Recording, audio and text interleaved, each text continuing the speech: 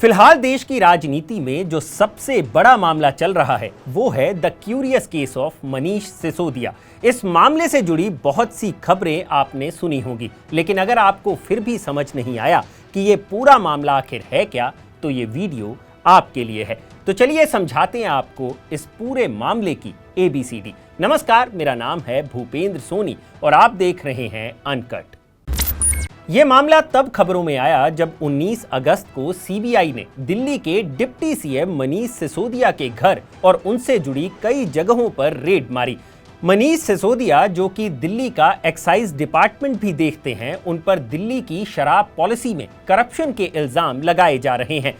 इस excise scam की जांच के लिए 7 राज्यों में और दिल्ली NCR के 31 ठिकानों पर रेड की गई थी। CBI ने जो FIR दर्ज की है उसमें मनीष सिसोदिया के साथ 15 लोगों को सस्पेक्ट बनाया गया है। लेकिन इस पूरे मामले की शुरुआत आखिर हुई कहां से?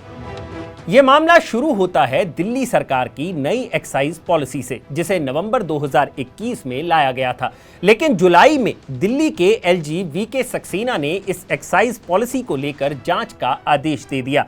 VK सक्सेना के मुताबिक इस नई पॉलिसी के तहत कुछ प्राइवेट लीकर बैरन्स और कुछ लोगों को फायदा पहुंचाया गया है। LG की इस कार्रवाई के पीछे की वजह 8 जुलाई को चीफ सेक्रेटरी द्वारा दी गई एक रिपोर्ट बनी, जिसमें इन्हीं सब चीजों का इल्जाम लगाया गया था। उधर दिल्ली की सत्ता पर लौटने का सपना देख रही भाजपा भी इस पूरे मामले के बाद मुखर हो गई है। भाजपा ने आम आदमी पार्टी पर गलत नीतियों के चलते एक्साइज से होने वाली आय में कमी को लेकर आप पर निशाना साधा है। क्या है इल्जाम, ये भी जान लीजिए। भाजपा का कहना है कि साल 2022-23 के पहले क्वार्टर में एक्साइज से होने वाली कमाई में उम्मीद से 37.5% की कमी आई है, जबकि भाजपा का कहना है कि शराब की बिक्री में किसी तरह की कमी नहीं आई है। भाजपा का एस्टीमेट है कि जिन लीकर जोन्स को बंद किया गया है उसके चलते 193.95 करोड़ रुपए का नुकसान हुआ है। भाजपा का यह भी कहना है कि जो 144.36 करोड़ की लाइसेंस फीस को कम कर और कुछ लीकर जोन्स को बंद कर आपने कुछ ठेकेदारों को फायदा पहुंचाया है। इसके अलावा यह भी इल्जाम लगाया गया है कि दिल्ली के एक्साइज डिपार्टमेंट द्वारा अथॉरिटी की मंजूरी के बिना विदेशी शराब के रेट्स को कैलकुलेट करने का तरीका बदला गया और इंपोर्ट पास चार्ज को हटाया गया, जिससे सरकार की कमाई को कम कर रिटेल लाइसेंस वालों को विदेशी शराब सस्ते में मुहैया करवाई गई।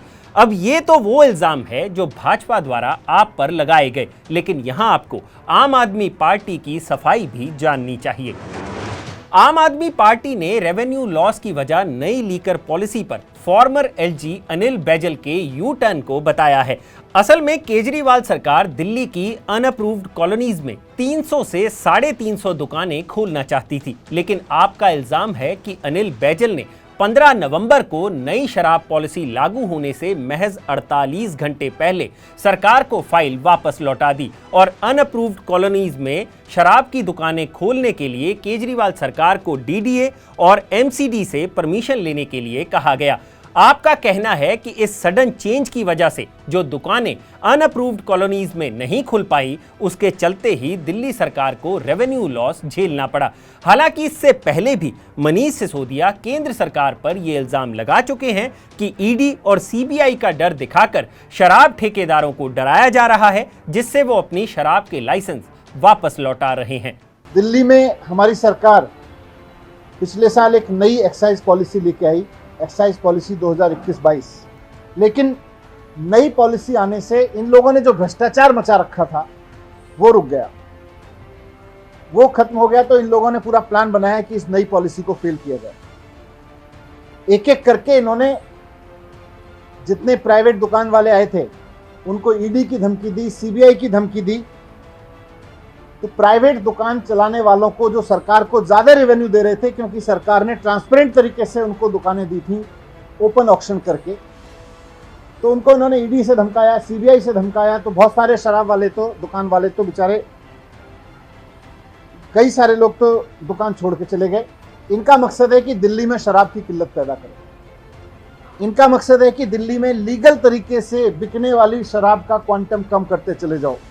इन्होंने ED और CBI की धमकी दे दे के अफसरों को इतना डरा दिया है कि अब कोई जो दुकानें खाली हो रही हैं उनका ठेका देने को, उनका ऑक्शन करने को, उनका टेंडर करने को तैयार नहीं है, उनकी नीलामी करने को तैयार नहीं है। हालांकि ये रेड्स उस वक्त की गई हैं जब न्यूयॉर्क टाइम्स जैसे अखबारों में दिल्ली की एजुकेशन पॉलिसी की तारीफ की जा रही है और भाजपा इसे पेड आर्टिकल बताने में लगी हुई है।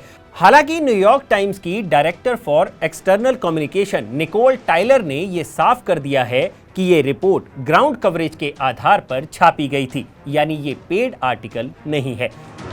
खैर, अब सीबीआई के बाद मनीष सिसोदिया केस से जुड़े दस्तावेज ईडी को भी सौंप दिए गए हैं और ऐसा माना जा रहा है कि अब सिसोदिया पर मनी लॉन्ड्रिंग के तहत मुकदमा दर्ज करने की बात कही जा रही है। उधर मनीष सिसोदिया पहले ही कह चुके हैं कि वो जांच में पूरा सहयोग देने के लिए तैयार हैं। बाकी सवाल ये भी उठता है कि क्या आने वाले वक्त में इस मामले का असर गुजरात इलेक्शन पर पड़ेगा या नहीं।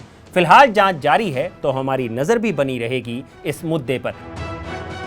बाकी आपको जानकारी पसंद आई हो तो इस वीडियो को लाइक और शेयर जरूर करें और जानकारी से भरे ऐसे ही और वीडियोस देखने के लिए सब्सक्राइब करें हमारा चैनल अनकट।